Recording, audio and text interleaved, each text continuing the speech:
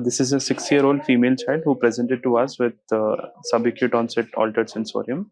We're suspecting autoimmune encephalitis in this child.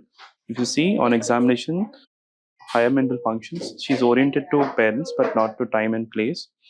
And cranial nerve palsies, if you see this child has bilateral facial nerve palsy. If you see there's expressionless face, likely a pseudo bulbar palsy. She has multifocal insults in the brain, MRI, and she also has this expressionless face that is characteristically seen in pseudobulbar palsy, and also she has difficulty swallowing liquids and solids as well.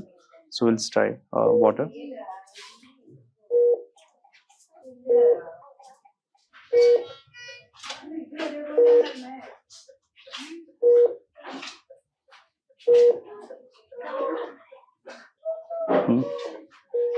If you see there's drooling of water, there's cialorrhea. That's also a sign of lower cranial nerve palsies.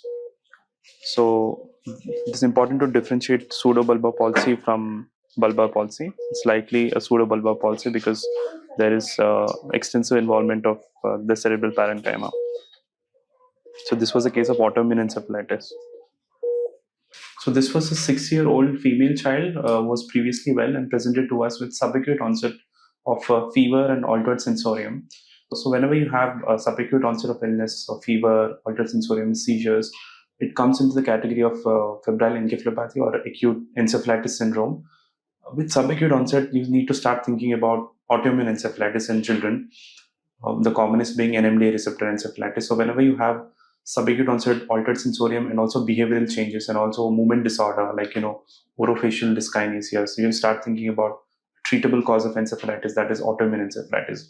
This child had significant change in the sensorium and also fever as she stopped recognizing her parents and family, and that was fluctuating on and off.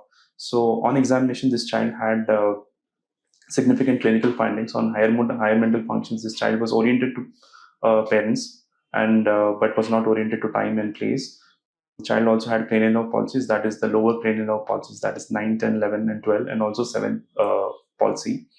On examination, this child also had a global aphasia. This child was able to intermittently recognize and understand things, but was not able to talk because of the extensive parenchymal involvement bilaterally.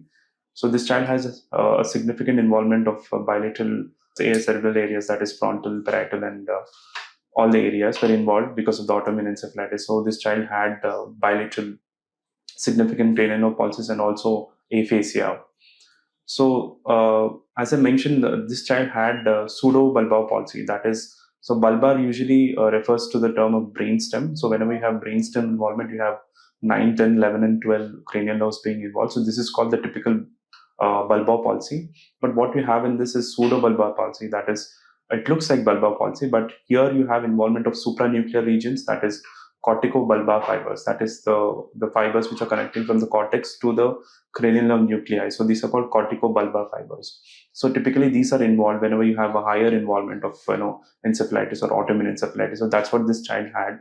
So because of that, this child had bilateral facial weakness, and the child had expressionless face and also drooling of saliva. And also this child had a lot of difficulty swallowing and also drinking water. Also, she used to have constant choking and regurgitation and also drooling of saliva, that is cialorrhea. So these were all the signs of a characteristic clinical constellation of signs which is called pseudobulbar palsy.